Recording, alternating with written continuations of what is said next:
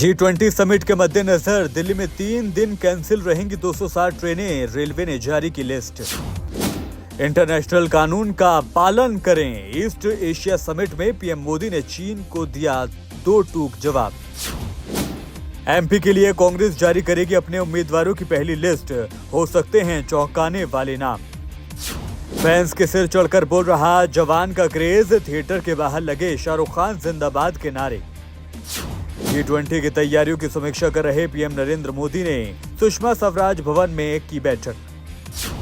G20 France के राष्ट्रपति Emmanuel Macron 10 सितंबर को पीएम मोदी के साथ करेंगे द्विपक्षीय बैठक।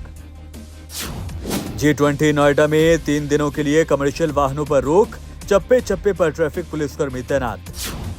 G20 को लेकर हाई अलर्ट पर दिल्ली, संवेदनशील इलाकों में खास तौर पर शुरू की पेट्रोलिंग। आतंकवादियों को ना दें आश्रय, बाकी काम सुरक्षा बलों पर छोड़ दें, सोपोर में बोले एलजी मनोज सिन्हा।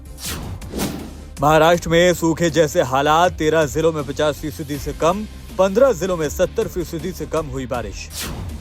मुंबई पुलिस ने अपहृत नाबालिग लड़की को पश्चिम बंगाल जा रही चलती ट्रेन से बचाया।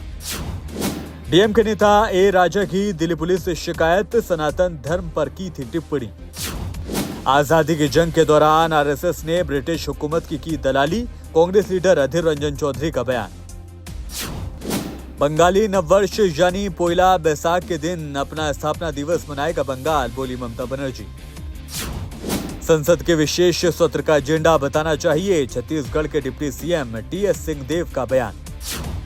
पीएम मोदी जकार्ता में आसियान समिट में हुए शामिल, भारत के लिए वापस हुए रवाना। अजमेर में दर्दनाक सड़क हादसा, एक ही परिवार के 4 लोगों की मौत। यूपी में मुख्तार अंसारी ने कोर्ट से लगाई सुरक्षा की गुहार, बांदा जेल में सता रहा हत्या का डर। इसरो ने चंद्रयान 3 की कामयाब लॉन्चिंग के बाद अब जापान को मिशन मून के लिए दी मुबारकबाद।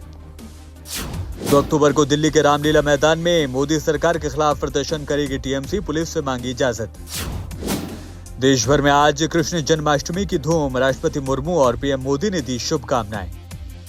नोएडा गोल्फ कोर्स के सेक्रेटरी की कार लूटने की कोशिश, बदमाशों ने शीशा तोड़कर किया हमला।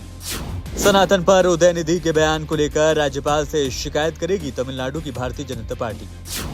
ऑल लिव इन रिलेशनशिप में रहने वाले बालिग कपल को संरक्षण दे police, commissioner Allahabad high court का आदेश।